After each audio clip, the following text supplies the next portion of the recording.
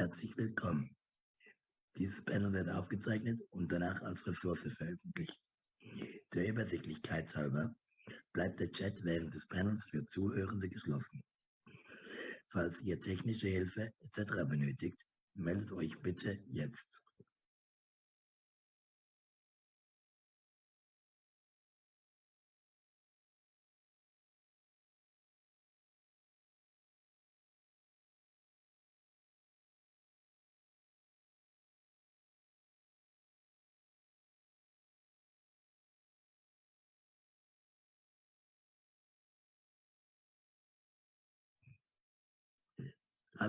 Hallo, wir sind Kryptonite. Kryptonite ist ein queeres Theaterprojekt aus Zürich von Edwin Ramirez und Nina Mühlemann. Im Rahmen des Freischwimmen-Netzwerks veranstaltet Kryptonite 2 Panels zum Thema Relaxed Performance. Heute Abend ist der Schwerpunkt das barrierearme Arbeiten mit Ton und Licht.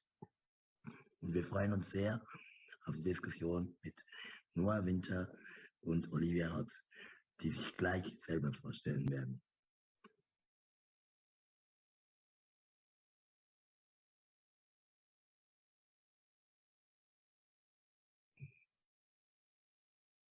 Dieses Panel findet als Mischform in geschriebener und gesprochener Kommunikation statt und ist so von der Form her neu für uns alle. Nina tippt für Kryptonite, Edwin liest vor. Olivia tippt ihre Antworten, diese werden von Nele vorgelesen. Noah antwortet verbal, die Antworten werden von Anna, der Schriftdolmetscherin, eingetippt. Unsere Kameras bleiben ausgeschaltet. Wir sind selber gespannt, wie diese Crip-Form des Panels funktionieren wird und bitten um Verständnis für ungewöhnliche Zeitabläufe, Sprech- und Tipppausen etc.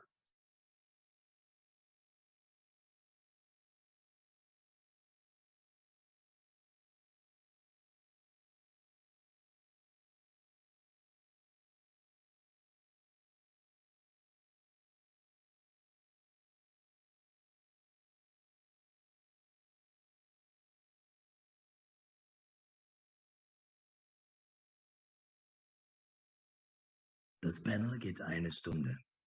Danach gibt es 15 Minuten Pausen und danach ist nochmals Zeit für Fragen. In der Schlussrunde ist der Chat geöffnet, aber bitte nutzt ihn nur für Fragen/Kommentare. Noah und Olivia haben sich abgesprochen, wer jeweils zuerst auf eine Frage antwortet. In der Schlussrunde wird Noah jeweils zuerst antworten. Wir wünschen euch ein gutes Panel.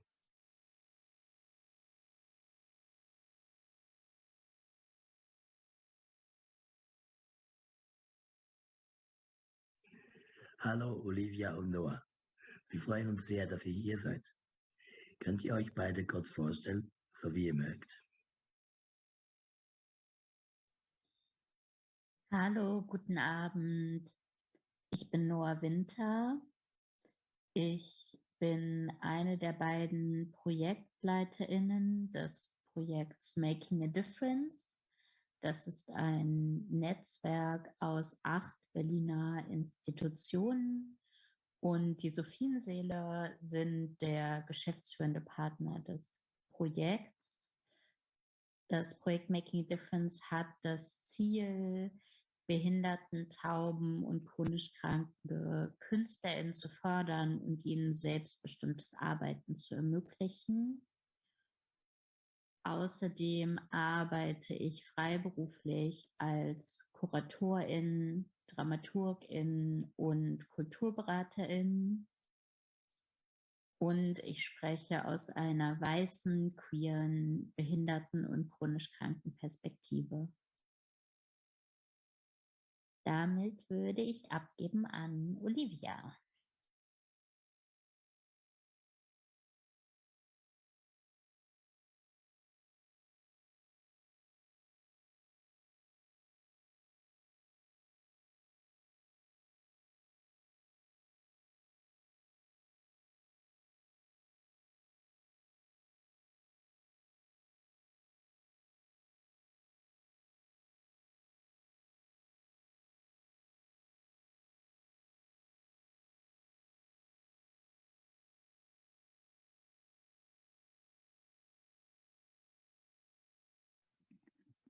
Ich lese vor für Olivia.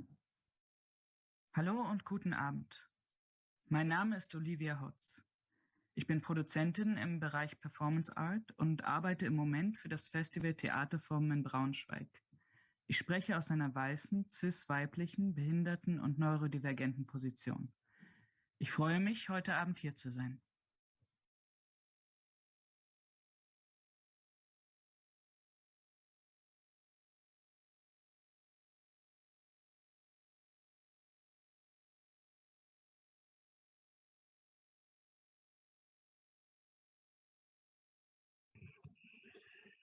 Jetzt spricht wieder Edwin für Kryptonite. Vielen Dank euch zwei. Die Idee für dieses Panel kam uns, weil eine befreundete Person von uns mehrere Male Theatervorstellungen verlassen musste, weil das Licht oder der Ton nicht barrierefrei war für sie. Ton und Licht wird häufig nur wenig oder gar nicht als Aspekt von Barrierefreiheit berücksichtigt. Darum ist es wichtig.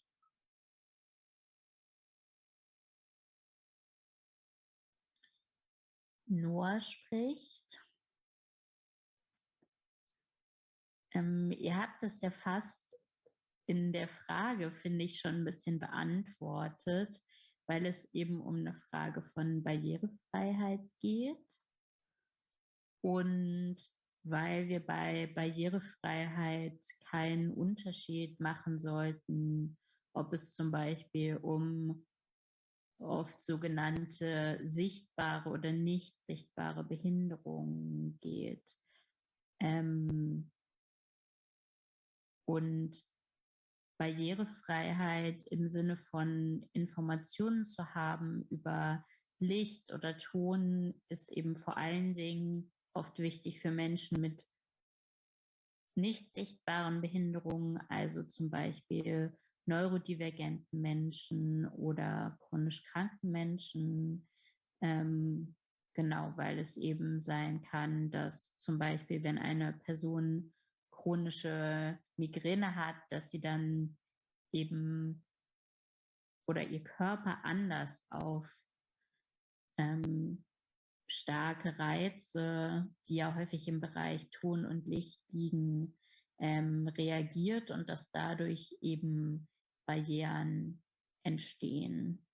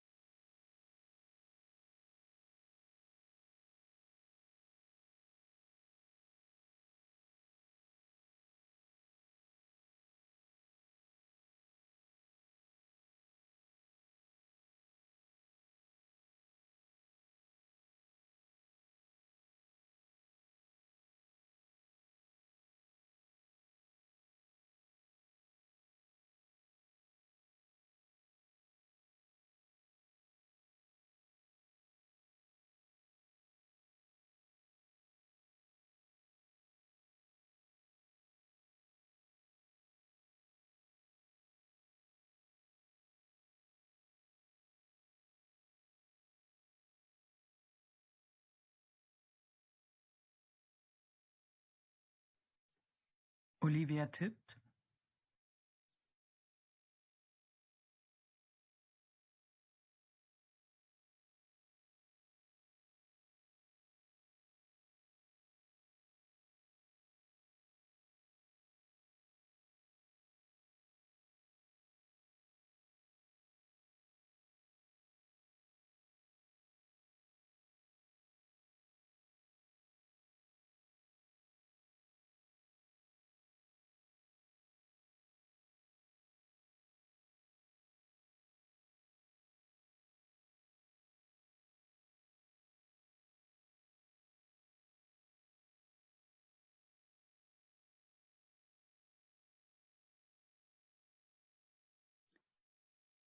Ich lese vor für Olivia.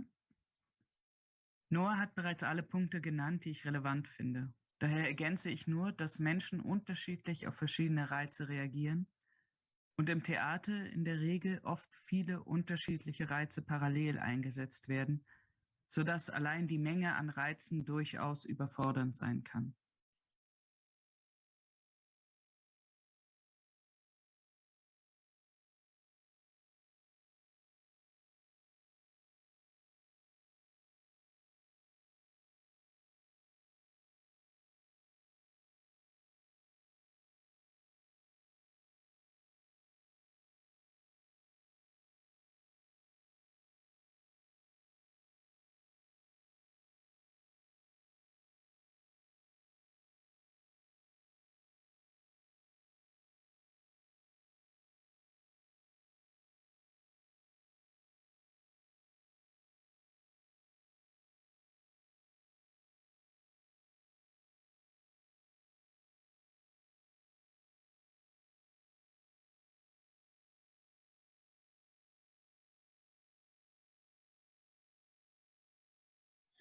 Spricht Edwin für Kryptonite.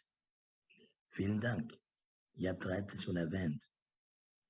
Was sind mögliche Barrieren in Bezug auf Ton und Licht spezifisch?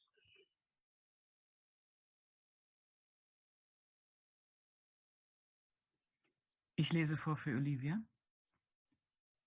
Im Prinzip kann alles eine Barriere sein, was Sinne überreizen kann. Sicher ist vieles dabei, was das Theater liebt. Damit meine ich jetzt vor allem Licht- und Soundeffekte, also zum Beispiel Lightshows, schnelle Projektionen, Schüsse oder laute Geräusche, aber eben auch die Nutzung von sich drehenden Bühnenelementen oder Nebel.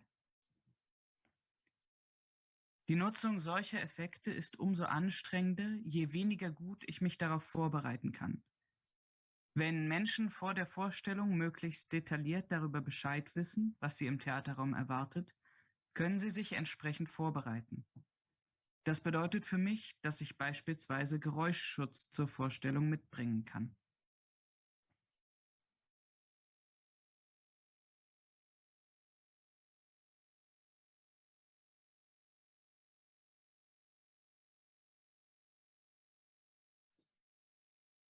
Noah spricht. Olivia hat vieles schon gut umrissen. Genau, wir sprechen ja heute hauptsächlich über Licht und Ton, aber Reize können natürlich auch auf anderen Sinnesebenen stattfinden, also zum Beispiel Geruch, wenn wir an Bühnennebel oder auch an andere Gerüche denken, oder natürlich auch, da ein anderer Sinn ja unser Tastsinn ist, kann natürlich auch sowas wie Berührung eine Rolle spielen.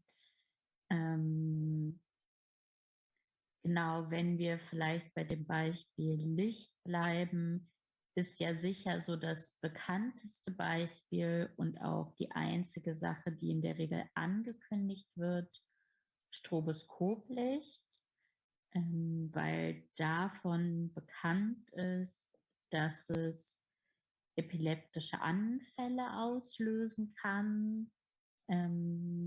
Genau, und das ist aber oft das Einzige, was auf Lichtebene angekündigt wird, obwohl auch, wie Olivia schon beschrieben hat, andere ja, visuelle Effekte wie andere starke Lichtwechsel oder auch Projektionswechsel eben sich negativ auf Personen auswirken können. Genau, und den Olivia hat ja zum Beispiel auf der Ebene von Ton schon das Beispiel gebracht, dass es eben viel um Kommunikation und Vorbereitung geht. Also wenn ich zum Beispiel weiß, dass es in der Vorstellung starke Lichtwechsel gibt und am besten auch noch wann circa oder wie lange es sie gibt, dann kann ich mich auch darauf vorbereiten. Und ich wollte vielleicht eine Sache noch ergänzen, die ich bei der ersten Frage so ein bisschen vergessen habe. Ein wichtiger Aspekt ist, finde ich, wenn wir über Barrieren nachdenken und wenn wir darüber nachdenken, inwiefern Ton und Licht Barrieren sind, dann ist es finde ich, so ein bisschen anders als zum Beispiel mit einer Treppe und Personen, die zum Beispiel aufgrund von einer körperlichen Behinderung keine Treppe gehen können, wo dann irgendwie quasi schon vorher klar ist, also es ist dann einfach in dem Moment sehr klar, hier ist eine Barriere, weil es gibt beispielsweise keinen Aufzug, sondern nur eine Treppe. Und dann ist ja zum Beispiel allein die Treppe als Barriere etwas, was am Vorstellungsbesuch hindert. Und aber von Ton- und Lichtbarrieren weiß ich oft vorher nichts. Und es ist auch nicht so, dass quasi an sich Ton oder Licht mich physisch hindert, in einen Vorstellungsraum zu gehen, sondern es ist eben eher die Nachwirkung. Und ich glaube, da denken wir auch viel zu selten bei Barrierefreiheit drüber nach, dass Barrierefreiheit eben nicht nur bedeutet, weil hier eine Barriere ist, kann ich da jetzt zum Beispiel nicht rein, kann da nicht teilnehmen, sondern dass eben Barrieren genauso Dinge sein können, die dann bedeuten, dass ich danach stundenlang oder tagelang mit körperlichen Nachwirkungen zu kämpfen habe. Und ich glaube, das ist auch ein Punkt, weswegen Ton und Licht sehr selten bei Leuten auf dem Schirm sind, wenn es um das Thema Barrieren und Barrierefreiheit geht.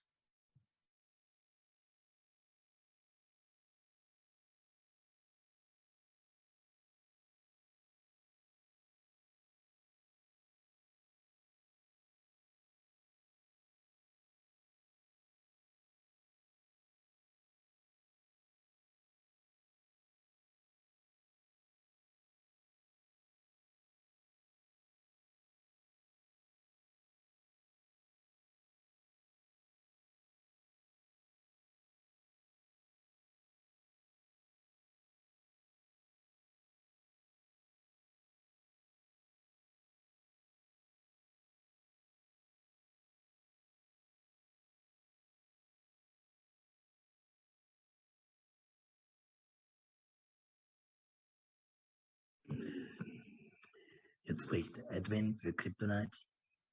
Vielen Dank. Das Thema ist zum Beispiel hier in der Schweiz sehr unterbeleuchtet. In welchem Rahmen habt ihr euch mit dem Thema beschäftigt?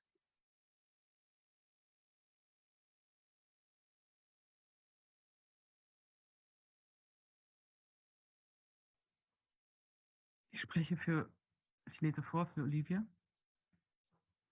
Natürlich interessiert mich die Arbeit aus einer starken Erfahrung eigener Vorstellungsbesuche heraus. Diese waren für mich aus den bereits genannten Gründen oft ebenfalls nicht barrierefrei. Ich bin seit 2021 zum Beginn von Anna Mülters künstlerischer Leitung zum Team des Festivals Theaterform dazugestoßen, wo Barrierefreiheit ein sehr wichtiges Thema ist, mit dem sich das Festivalteam kontinuierlich auseinandersetzt. Ich arbeite bei Theaterform in der Produktionsabteilung. Dort wird sich um die Koordination und Durchführung unterschiedlicher Barrierefreiheitsangebote gekümmert. Dort habe ich intensiver damit begonnen, Arbeit zur transparenten Bereitstellung von Informationen für ZuschauerInnen zu machen. Gemeinsam mit Noah bin ich verantwortlich dafür, dass das Publikum vor dem Theaterbesuch möglichst viele Informationen zum Geschehen auf der Bühne erhalten kann. Diese Information muss nicht über komplizierte Umwege und bei unterschiedlichen Ansprechpersonen eingeholt werden, sondern ich sammle die Informationen und sie sind über die Webseite jeder Person zugänglich, die sie benötigt.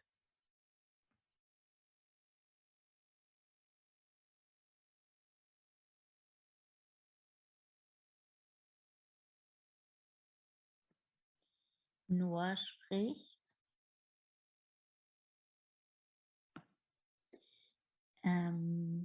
Genau, ich glaube, es ist einmal das Eigeninteresse, was uns da beide eins, dass wir beide als neurodivergente Personen die Erfahrung gemacht haben, dass wir Vorstellungen besucht haben, die für uns nicht barrierefrei waren und uns deswegen auch in unserer Arbeit stärker damit angefangen haben, uns mit dem Thema auseinanderzusetzen. Und wie Olivia geschrieben hat, seit 2021 arbeite auch ich gemeinsam mit einer anderen Behindertenkollegin, Sophia Neises, mit Theaterform zusammen. Sophia und ich arbeiten für das Festival als externe BeraterInnen im Bereich Barrierefreiheit und Anti-Ableismus. Genau, und dazu gehört einmal, dass wir das Personal, was mit dem Festival zusammenarbeitet, für diese Themen sensibilisieren. Und dazu gehört aber auch, dass wir mit Theaterformen bestimmte Formen der Barrierefreiheit spezifisch versuchen auszubauen. Genau, im Fall von Sophia als sehbehinderte Person sind es vor allen Dingen Angebote im Bereich Audiodeskription für blindes und sehbehindertes Publikum. Und bei mir geht es schwerpunktmäßig viel um das Thema Relax Performance und in dem Zusammenhang auch um Fragen von alternativen Sitzmöglichkeiten, aber eben auch die Bereitstellung von möglichst vielen Informationen, Vorabinformationen zu allen Stücken, unabhängig davon, ob sie spezifisch als Relax Performance angeboten werden oder nicht. Genau, und insbesondere zu diesen Fragen arbeiten Olivia und ich sehr eng zusammen und sind dafür hauptverantwortlich. Genau, sie innerhalb des Teams und ich als externe Beratung und Begleitung.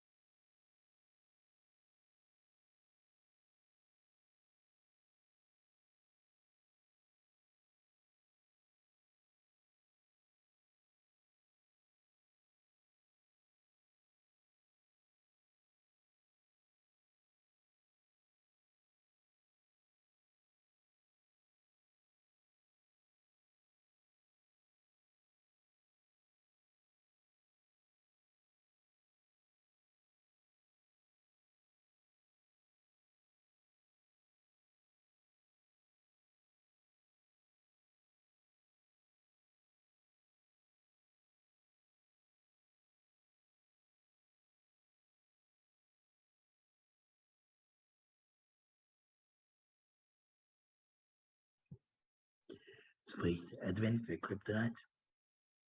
Vielen Dank. Mag jemand von euch oder beide kurz erläutern, wie ihr Relax Performance definieren würdet? Uns scheint der Begriff ist oft unklar, selbst bei Theatern, die ihn verwenden.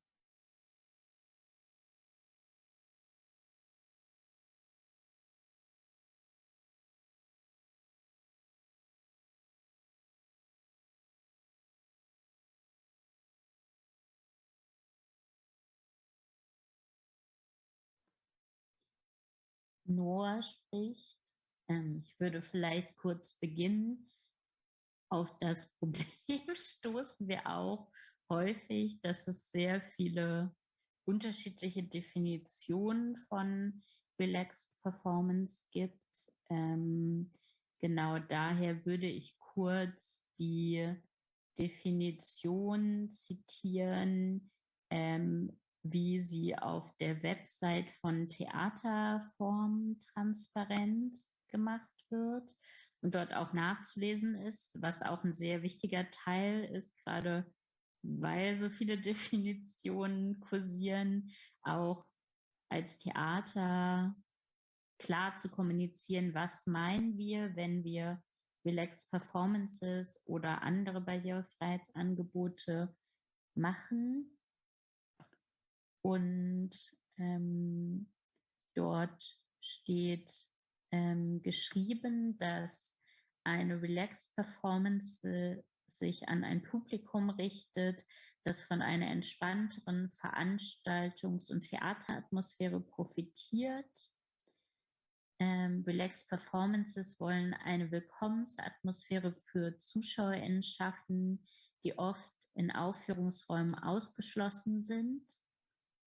Und darauf folgen ein paar Beispiele. Dazu gehören zum Beispiel AutistInnen, Menschen mit Tourette, mit Lernschwierigkeiten oder mit chronischen Schmerzen.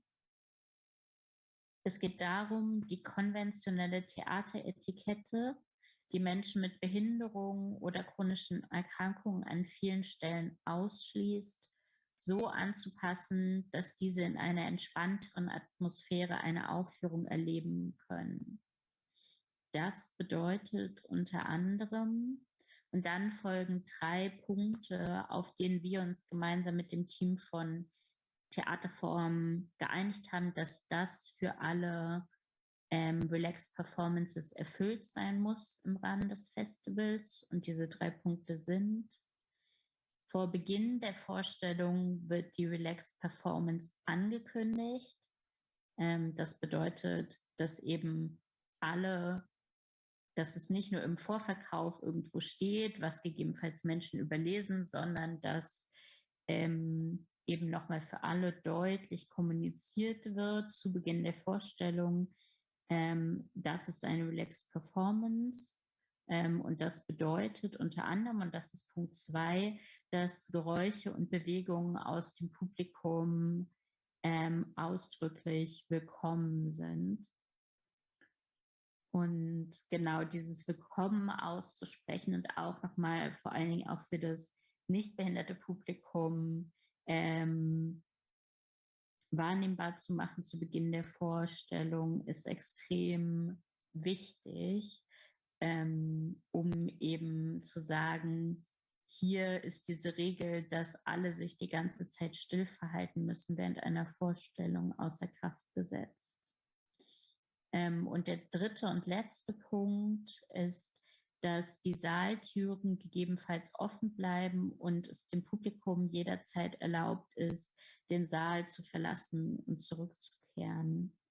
Und das ist natürlich, wenn wir über sensorische Reize sprechen, sehr wichtig, weil das zum Beispiel auch einer Person ermöglicht, wenn in einer Szene die Lichtsituation oder die Tonsituation für eine Person überreizend ist, dass sie dann den Saal verlassen kann und genau dann auch wieder zurückkehren kann, wenn beispielsweise diese Szene vorbei ist oder generell die Person sich nicht mehr überreizt fühlt.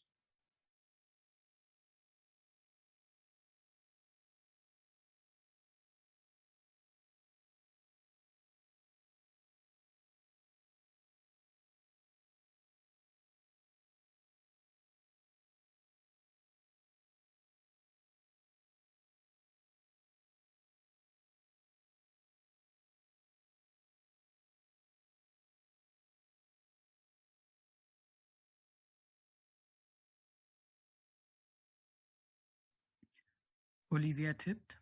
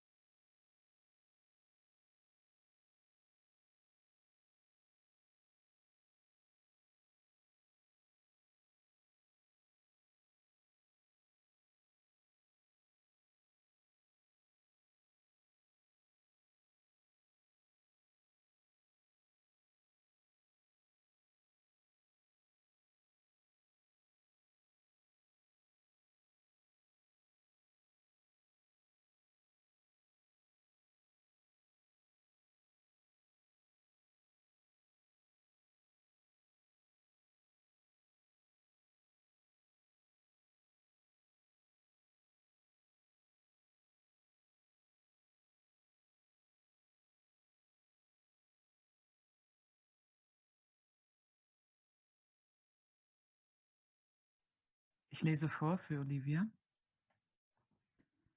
Wie Noah bereits erläutert hat, gibt es keine einheitliche Regelung, was eine Relaxed Performance genau ist und was es bedeutet, eine relaxte Performance zu veranstalten. Aus der Produktionssicht kann ich ergänzen, dass es nicht nur der Arbeit bedarf, sich als Team damit zu beschäftigen, was man selbst als relaxed versteht und welche Ressourcen es gibt, diese gemeinsam definierten Bedingungen zu schaffen. Auch mit KünstlerInnen bedarf es vorab einer möglichst transparenten und klaren Kommunikation, wobei oft ganz grundsätzliche Erklärungsarbeit geleistet werden muss, da der Begriff Relaxed Performance im deutschsprachigen Raum noch nicht ausreichend etabliert ist.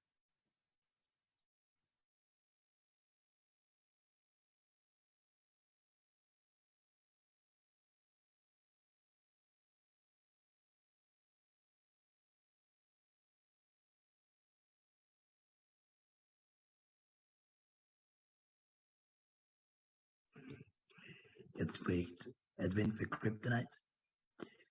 Vielen Dank, wenn ihr bei Theaterformen Informationen zu Reizen in einem Stück bereitstellt. Was ist eure Vorgehensweise?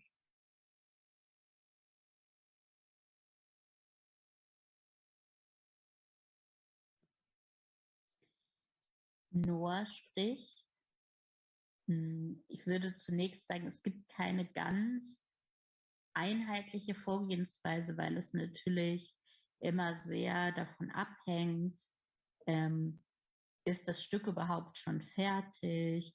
Gibt es eine Aufzeichnung von dem Stück etc.? Aber grundsätzlich gehen wir so vor, dass wir versuchen, alle Ressourcen zu nutzen, die es gibt.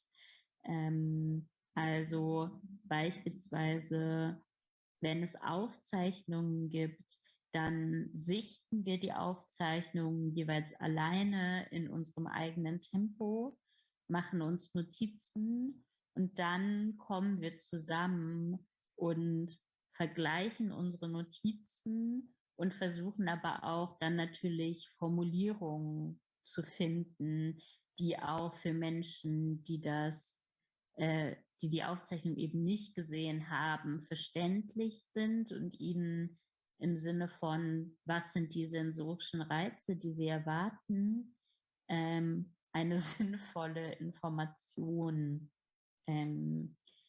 geben. Das ist Schritt 1.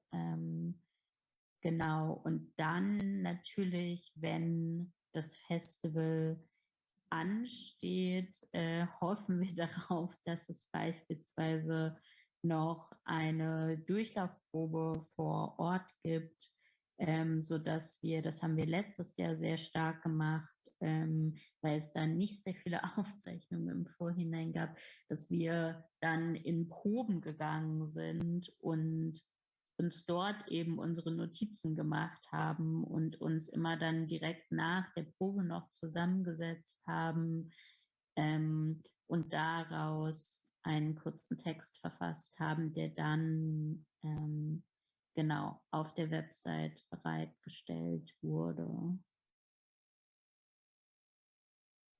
Magst du dazu ergänzen, Olivia?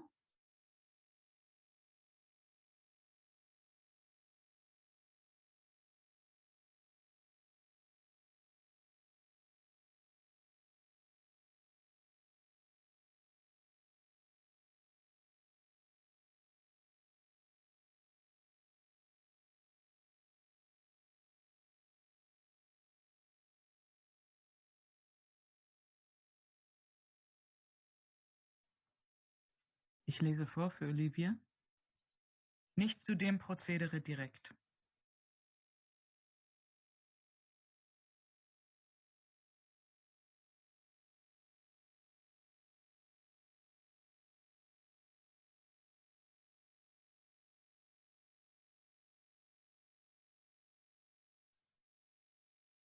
Noah spricht, vielleicht noch eine Ergänzung von mir.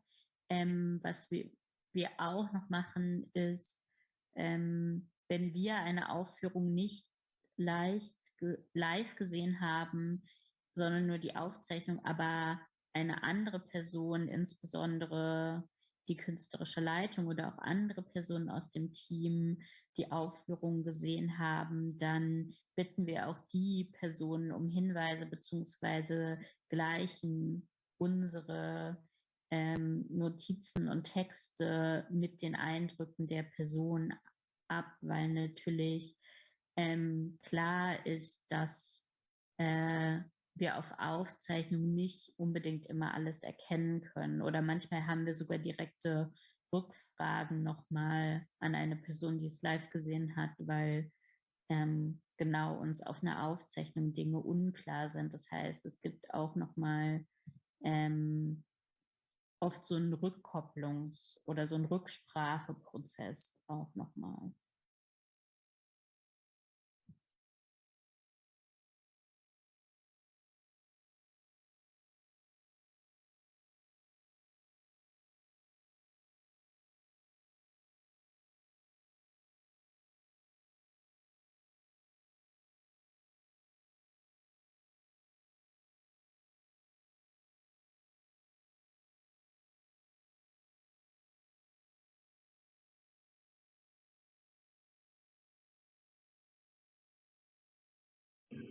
Spricht Edwin für Kryptonite. Danke. Olivia, möchtest du noch etwas sagen zu der Frage oder sollen wir zur nächsten Frage?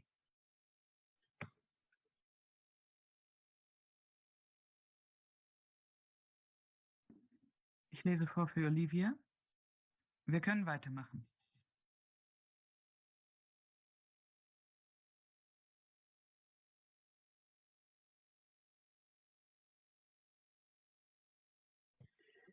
Edwin für Kryptonite. Was gibt es für Möglichkeiten für KünstlerInnen, Stücke barrierearmer zu gestalten in Bezug auf Licht und Ton? Zum einen im Entstehungsprozess oder bei einem Stück, welches schon existiert.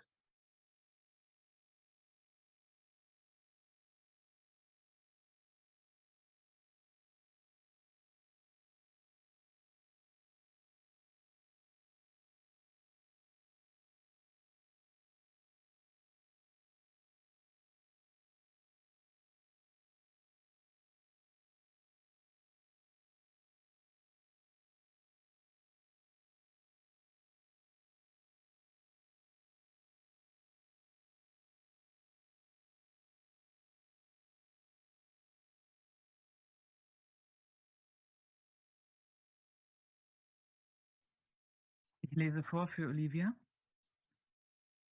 Wir sprechen generell aus der Perspektive eines Gastspielbetriebs und der temporären Zusammenarbeit mit KünstlerInnen, deren Stücke es bereits gibt. Aber grundsätzlich gibt es zwei Möglichkeiten. Die erste ist, das Stück so lassen, wie es konzipiert wurde. In dem Fall ist, wie gesagt, die wichtigste Komponente, vorab und vor Ort Informationen über die Inszenierung bereitzustellen. Dazu gehört auch, dass es die Möglichkeit gibt, genauere Informationen zu den für die Person selbst als kritisch definierten Stellen zu bekommen. Vielleicht gibt es Dinge, über die ich genauer wissen möchte, was, wann, wie lange passiert und ob es Cues gibt, an denen ich erkennen kann, dass die für mich problematische Stelle jetzt beginnt. In dem Fall muss ich eine Ansprechperson haben, an die ich mich wenden kann und die mir die entsprechenden Fragen idealerweise so detailliert wie möglich beantworten kann. Weiterhin sind In-Ear Geräuschschutz bzw. Schallschutzkopfhörer ein gutes Tool, das ein Theater bereitstellen kann, damit Menschen sich vor zu lauten Geräuschen schützen können. Genauso gilt es, eine Willkommensatmosphäre herzustellen und Menschen zu ermutigen, ihre eigenen Hilfsmittel, zum Beispiel Kopfhörer oder Fidget Toys, mitzubringen und zu benutzen. Die zweite Möglichkeit ist Adaption/Anpassung. Falls es den Wunsch gibt, eine Inszenierung reizsensibel zu adaptieren, sollte am besten eine eigene Sensibilisierungsarbeit für mögliche Barrieren passieren. Es gibt zum Beispiel die Möglichkeit, Licht oder Ton anzupassen, also beispielsweise weichere Lichtwechsel oder leisere Sounds zu benutzen. Aber es gibt kein grundsätzliches Regelwerk, was eine Performance relaxter macht. Potenziell ist es natürlich ratsam, eingesetzte Effekte zu hinterfragen und möglichst gezielt einzusetzen.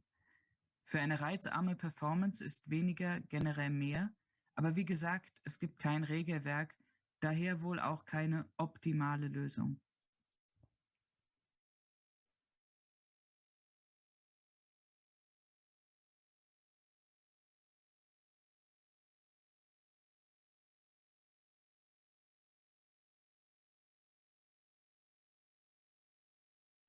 Noah spricht. Ich würde hier aus meiner Perspektive nur noch ein paar kleine Dinge ergänzen. Genau, ich glaube, im freien Theaterbereich arbeiten wir natürlich meistens erstmal mit den Fällen oder zumindest Häuser arbeiten häufiger mit den Fällen, dass Stücke einfach schon konzipiert sind und dann eben Relax Performance quasi ein zusätzliches Angebot sein soll. Und da ist halt wirklich diese Kommunikation über Dinge einfach ja der Schlüssel. So, also das ist wirklich so das Best Practice ist, so viele Informationen zugänglich bereitzustellen wie möglich. Und insbesondere auch das Thema der Ansprechperson wollte ich noch mal kurz aufgreifen, weil das auch wirklich was ist. Es, also egal wie viel wir uns schulen, wir werden nie alle möglichen Reize oder Trigger für Personen vorher wissen und herausfinden und identifizieren können. Und deswegen ist es so wichtig, dass Menschen wissen, an wen sie sich wenden können. Und das ist zum Beispiel auch was ich regelmäßig nutze und wo es für mich als Person, die im Theaterbereich arbeitet, manchmal einfacher ist, an diese Informationen zu bekommen, als jetzt für das sage ich jetzt mal, gewöhnliche Publikum, die nicht selber im Theaterbereich arbeiten. Aber selbst da ist es manchmal total schwierig. Und wenn ich dann auf eine stundenlange Odyssee geschickt werde, um Informationen zu bekommen, dann habe ich auch nicht wirklich mehr Lust, ins Theater zu gehen, weil das dann schon so viel Zeitaufwand und so viele Barrieren sind, um überhaupt nur die Informationen zu erhalten. Genau. Und zu der Willkommensatmosphäre, die hergestellt werden sollte, gehört aber natürlich auch das Personal zu schulen. Und da sprechen wir natürlich vor allen Dingen beispielsweise vom Einlasspersonal etc., die wirklich an dem Abend arbeiten und mit dem Publikum im Kontakt sind. Weil es ist natürlich super, wenn beispielsweise die DramaturgInnen eines Hauses informiert sind und dann gute Vorgespräche mit den KünstlerInnen führen können. Auch das ist wichtig. Aber natürlich vor allen Dingen auch das Personal vor Ort muss sensibilisiert sein. Genauso, dass dann zum Beispiel es auch weder von Seiten der KünstlerInnen noch von Seiten des Abendpersonals zum Beispiel eine negative Reaktion oder dann eine Ansprache gibt, weil eine Person zum Beispiel mit Schallschutzkopfhörern in eine Vorstellung geht, sondern eben dann auch allen Menschen, die an dem Abend mit der Person in Kontakt kommen, von Seiten der VeranstalterInnen bewusst ist, dass das auch einfach eine Frage der Barrierefreiheit ist.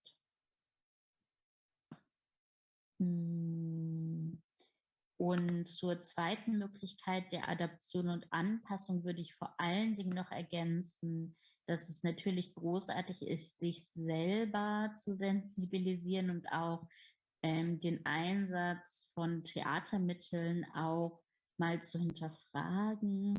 Aber vor allen Dingen ist es natürlich auch wichtig, mit Expertinnen mit gelebter Erfahrung zu arbeiten. Also dann eine oder im Idealfall sogar mehrere Personen zu haben, die selbst Relaxed Performances als Barrierefreiheitsangebot für sich selbst nutzen, also zum Beispiel neurodivergente Menschen, chronisch kranke Menschen etc. Und die als bezahlte Beratung dabei zu haben, letztendlich auch als im Entstehungsprozess von Anfang an, aber auch zu späteren Zeitpunkt als quasi eine Art Testpublikum, was auch Rückmeldung geben kann, wo vielleicht noch Dinge angepasst werden müssen. Genau, das ist auch einfach was, wie auch bei anderen Barrierefreiheitsangebot, dass es eigentlich unerlässlich ist, mit ExpertInnen mit gelebter Erfahrung zu arbeiten, weil natürlich die Menschen, die Barrierefreiheitsangebote selbst nutzen, immer das beste Feedback geben werden.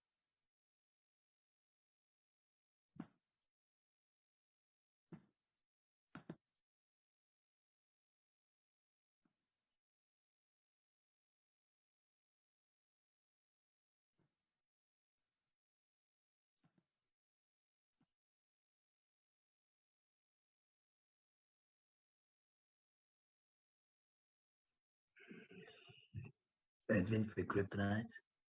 Vielen Dank. Letzte Frage vor der Pause. Gibt es Arbeiten, Theaterhäuser, Festivals oder KünstlerInnen, die ihr in diesem Bereich super findet? Best Practice.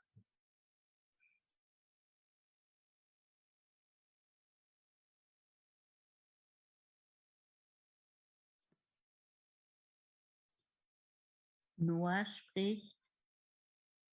Ich glaube, ich verweise als erstes erstmal so ganz kurz auf die Arbeit vom Battersea Arts Center, der ersten Relaxed Venue, aber natürlich mit dem Hinweis, dass es im morgigen Gespräch beziehungsweise dann in dem anderen Video, was als Ressource bereitgestellt wird, im Nachhinein dort sehr ausführlich über deren Arbeit gesprochen wird. Von daher würde ich da jetzt nicht näher drauf eingehen, außer zu sagen, dass das tatsächlich, also der Kontakt mit dem Battersea Arts Center und insbesondere auch mit der Company Tourette's Hero für mich total wichtig war in der Arbeit, die ich jetzt im Bereich Relax Performance irgendwie versuche hier in Deutschland zu machen. Also dass ich da einfach so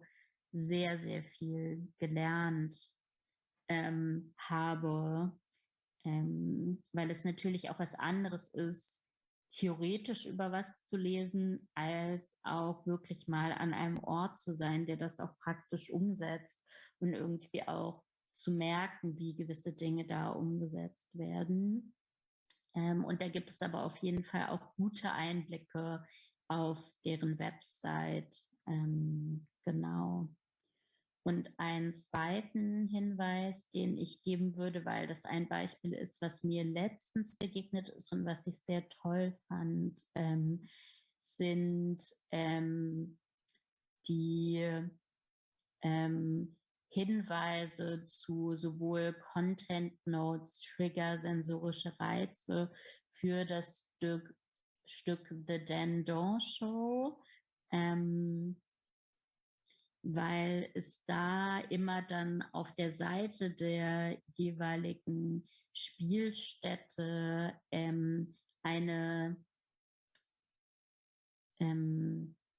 sehr gute Darstellung gab. Und ich kann auch einmal ein Beispiel hier in den Chat verlinken, genau, und dann erkläre ich das auch nochmal, weil ich nicht weiß, ich kann es gerade nicht in den Chat posten tatsächlich, Entschuldigung.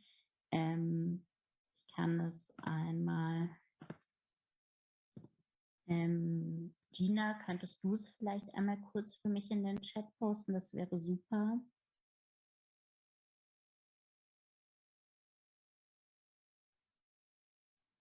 Danke. Jetzt sollte es gehen. Perfekt.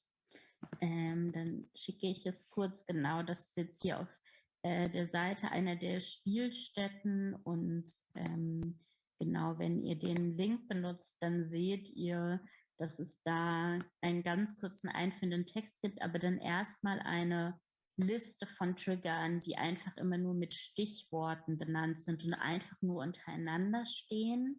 Das heißt, es gibt quasi erstmal eine Übersicht aller möglichen, möglichen Trigger, und das ist letztendlich, kann das sowohl auf einer inhaltlichen Ebene sein, als auch auf der Ebene der Darstellung, aber eben auch sensorische Reize, wie zum Beispiel lauter Sound oder so.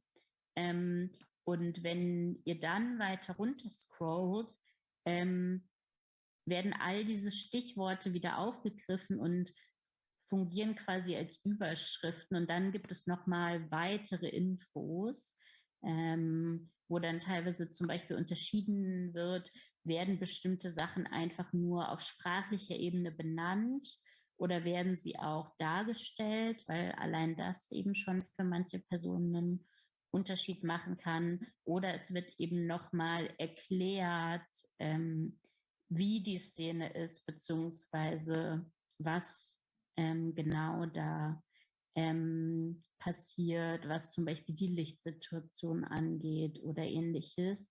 Und das ist ein Beispiel, was ich insofern sehr hilfreich finde, weil es sind sehr, sehr viele Informationen, aber sie sind in einer Art aufgearbeitet, die sehr detailliert ist, aber gleichzeitig es mir auch ermöglicht, durch die Stichworte einfach nur dahin zu scrollen, was für mich relevant ist. Also wenn zum Beispiel für mich insbesondere die Lichtsituation relevant ist, dann kann ich quasi anhand der Stichworte gucken, wo sollte ich nochmal weiterlesen? Und Licht kommt zum Beispiel relativ weit unten, fast am Ende der Liste, aber muss ich den Rest gar nicht lesen, sondern kann direkt runterscrollen, genau, wo dann genau über die Lichtsituation berichtet wird. Und deswegen ist das ein Beispiel, wo ich mir gewünscht habe, dass es das öfter gibt in dieser Form. Und was ich vielleicht noch dazu erwähnen würde, ist, dass es bei der Dendon Show eben auch so ist, dass es immer eine Stunde vor der Vorstellung eine Pre-Show Access Session, nennen die das, glaube ich, gibt. Also alle Personen, die Barrierefreiheitsbedarfe haben, beziehungsweise auch Fragen dazu, können eine Stunde vorher kommen, um sich beispielsweise mit dem Raum vertraut machen, aber auch um beispielsweise einer Person aus dem Team noch Fragen zu stellen. Das heißt, ich könnte zum Beispiel, und das ist auch was ich in Theatern schon öfter versucht habe und dann immer nicht sehr erfolgreich war, zum Beispiel auch nochmal genau fragen, hey, kannst du mir nochmal sagen, in welcher Szene oder gibt es irgendein Stichwort, sodass ich weiß, wenn dieses Stichwort kommt, dann kommt kurz danach das flackernde Licht oder so. Genau, und dass da einfach diese Möglichkeit geschaffen wird, vor jeder Vorstellung nochmal mit einer Person ins Gespräch zu kommen und sich auch mit dem Ort vertraut zu machen. Das fand ich unfassbar hilfreich. Genau. Damit würde ich einmal kurz an Olivia abgeben, wenn du magst.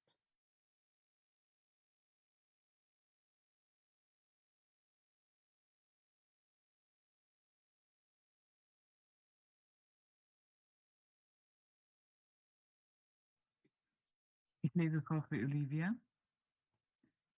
Ich möchte nur kurz auf ein weiteres Angebot im deutschsprachigen Raum verweisen, das die Sophiensäle realisieren als Spielort. Dort gibt es auf der Seite, wo die Info über das Stück ist, einen Text mit ausführlichen Informationen zur Barrierefreiheit. Sowie, und wir sprechen schon die ganze Zeit darüber, daher ist es vielleicht offensichtlich, unsere eigene Arbeit für das Festival Theaterformen.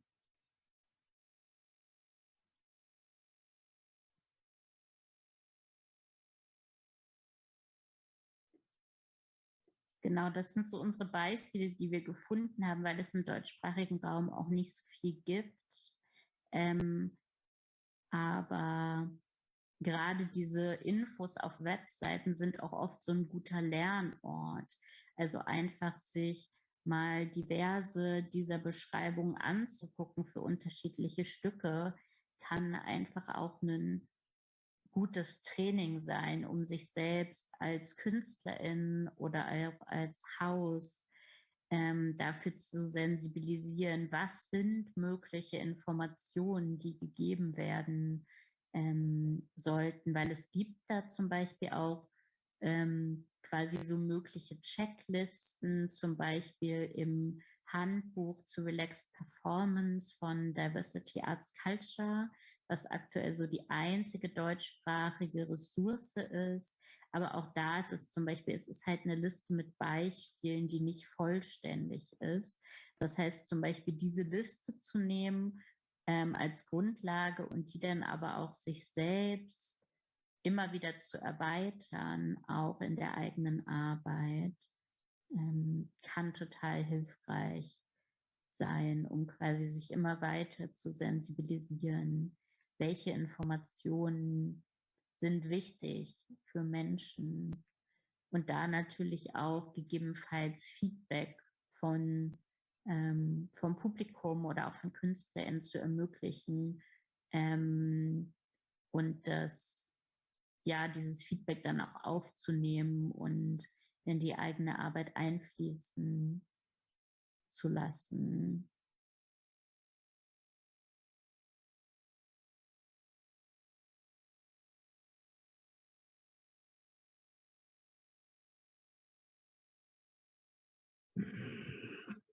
Jetzt spricht Edwin für Kryptonite. Vielen Dank. We Love Dandor, Sophiensäle, Anna Mülter, Jeff Tom, Battersea Art Center und Theaterform. Und natürlich euch, Olivia und Noah. Jetzt gibt es 15 Minuten Pause und dann um 19:20 Uhr nochmals ein paar Fragen. Bis gleich.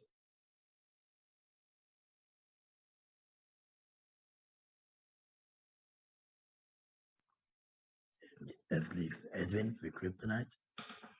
Welcome back. Falls es Fragen gibt von Zuschauenden, bitten wir diese in den Chat zu posten.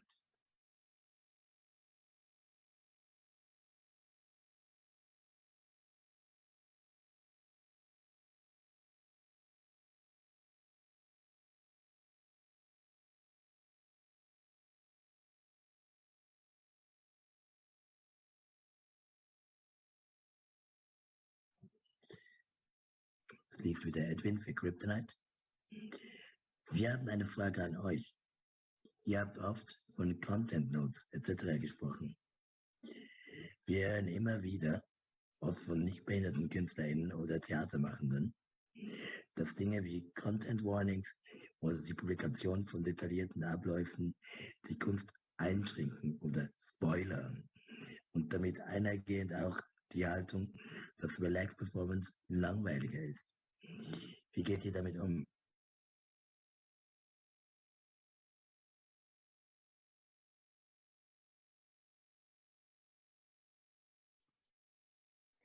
Noah spricht. Ich würde da erstmal immer vermuten, dass es vermutlich, weil es davon einfach noch nicht so viel gibt, gerade im deutschsprachigen Raum, es die wenigsten davon wahrscheinlich schon mal diverse Relaxed Performances, insbesondere von behinderten KünstlerInnen, gesehen haben, weil ich glaube, dann würde sich dieses Argument so ein bisschen erübrigen. Aber natürlich, um darauf genauer einzugehen, würde ich sagen, immer sagen, dass gute Kunst, eine gute Performance nicht langweilig sein wird, nur weil es vorher gewisse Hinweise gibt, sondern das ist ja gerade die Stärke von Kunst, trotzdem zu überraschen, auch wenn wir Dinge vorher wissen. Zum Beispiel werden ja auch zu Performances vorher Bilder veröffentlicht oder Trailer veröffentlicht, die uns ja auch oft schon etwas über die Performance, das Setting, Kostüme etc. verraten. Oder auch dass ja auch, wenn wir uns angucken, was bei Cast and Credits steht, da steht hier dann häufig zum Beispiel auch Video, Doppelpunkt, Name der Videoperson. Da wird ja dann auch nicht gesagt, oh, das ist jetzt aber ein Spoiler, dass in dieser Performances Videoarbeiten verwendet werden. Und dann ist es ja gar nicht mehr überraschend, wenn dann die Videoarbeit eingesetzt wird, sondern das ist einfach eine Selbstverständlichkeit. Und vor allen Dingen kommt dieses Langweile-Argument, glaube ich, nur, also einmal aus mangelnder Erfahrung und mangelnder Seherfahrung beziehungsweise Besuchserfahrung mit solcher Performances. Aber auch dadurch, dass viele, insbesondere nicht behinderte KünstlerInnen oder VeranstalterInnen Barrierefreiheit als was rein Technisches, was rein Formales betrachten und eben nicht als künstlerisches Mittel. Und ich finde, gerade die Arbeiten behinderter KünstlerInnen zeigen eben, wie spannend Barrierefreiheit sein kann, wenn sie eben nicht nachträglich hinzugefügt wird, sondern von Anfang an als künstlerisches Mittel betrachtet wird und dann letztendlich behinderte Menschen auch die Expertinnen sind, wie beispielsweise auch Informationen zu Barrierefreiheit sowohl verständlich als auch aber gleichzeitig künstlerisch ansprechend und im Sinne der Performance und der Ästhetik der Arbeit formuliert werden können. So viel erstmal von mir dazu. Möchtest du da was ergänzen, Olivia?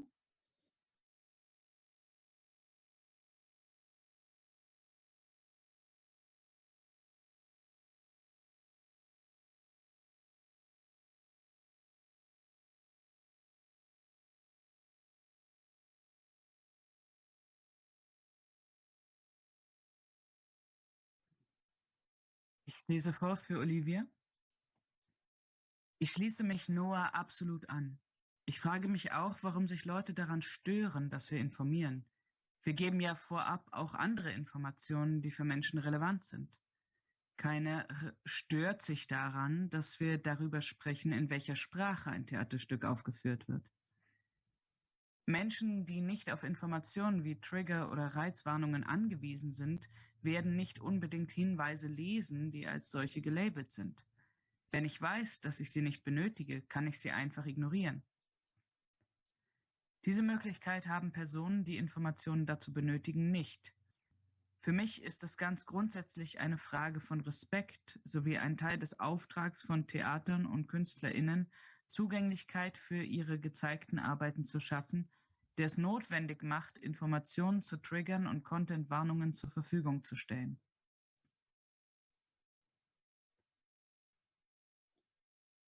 Das kann ich zu 100% unterschreiben, was Olivia schreibt und würde eben noch hinzufügen, es ist eine Frage des Respekts und Teil des Auftrags und es ist aber auch ein Menschenrecht. In Artikel 30 der UN-Behindertenrechtskonvention steht, dass behinderte Menschen das Recht haben auf einen Zugang zu kulturellen Veranstaltungen in barrierefreien Formaten. Und zu barrierefreien Formaten gehört eben auch Relaxed Performance und die Informationen, die Menschen brauchen, um eine selbstbestimmte Entscheidung treffen zu können, ob sie, wenn sie dieses Performance besuchen, Barrieren erfahren oder nicht. Und dazu gehören eben auch Content Notes, also Inhaltsangaben, aber auch die Informationen zu Ton, und Licht. Und auch diesen Punkt des Überlesens möchte ich nochmal stark machen, dass gerade neurotypische Gehirne, also die Gehirne der Mehrheitsgesellschaft von nicht neurodivergenten Menschen, eine ganz starke Filterfunktion haben. Das heißt, Informationen, die sie nicht brauchen, vergessen sie halt auch wieder. Das heißt, selbst wenn eine Person beim Kartenkauf zufällig auf einer Webseite gelesen hat, da wird hier irgendwas gerade zu Licht und Ton gesagt, das aber für sie nicht relevant ist, wird sie das in den allermeisten Fällen wieder vergessen. Und lustigerweise also ich kenne diese Kommentare auch, die ihr, Nina und Edwin, beschrieben habt. Und das kommt aber ganz viel von Personen, die im Theaterbereich arbeiten und die sich gerade selbst mit dem Thema Barrierefreiheit auseinandersetzen und dann natürlich diese Hinweise absichtlich lesen und absichtlich dann auch während der Vorstellung darauf achten, weil sie sich gerade selber weiterbilden. Und weil sie selber natürlich auch als Fachpublikum diese Homepage lesen und diese Aufführungen schauen. Aber das kann man natürlich nicht vergleichen mit so dem Durchschnittspublikum, dem nicht im Theater arbeitenden Publikum, was einfach nur kommt, um eine Vorstellung zu besuchen und dementsprechend auch diese Informationen nicht im Rahmen ihrer Arbeit ausführlich studieren und dann genau darauf achten wird. So. Und ich habe das Gefühl, da schließt manchmal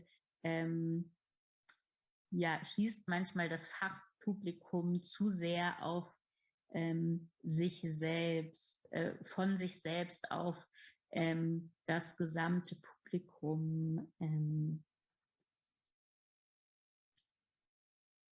Genau, und macht dadurch dann oft so falsche Vorannahmen oder entwickelt dadurch auch so Ängste, die meiner Erfahrung nach, wenn wir auf das durchschnittliche Publikum schauen, überhaupt nicht der Realität entsprechen.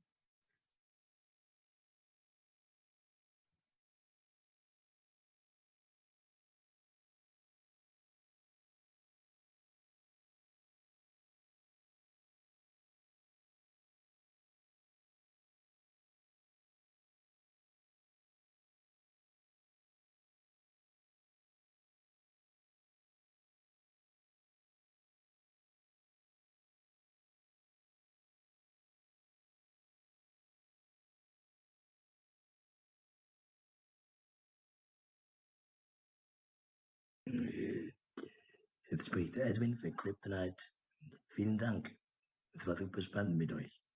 Gibt es noch weitere Fragen?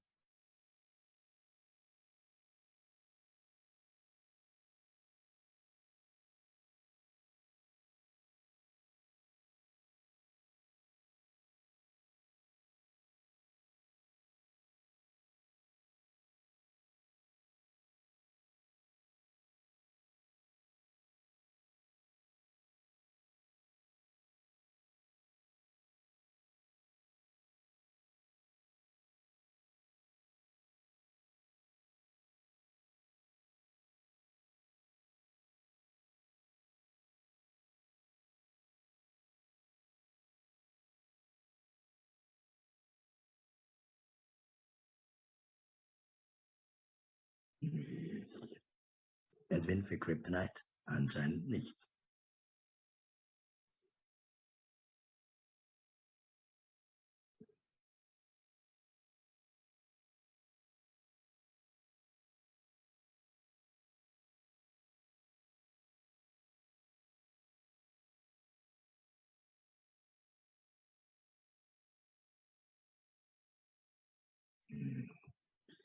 Edwin für Kryptonite.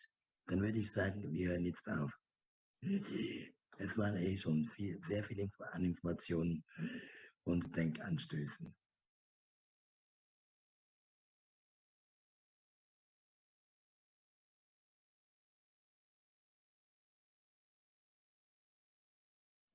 Ganz herzlichen Dank, Noah und Olivia.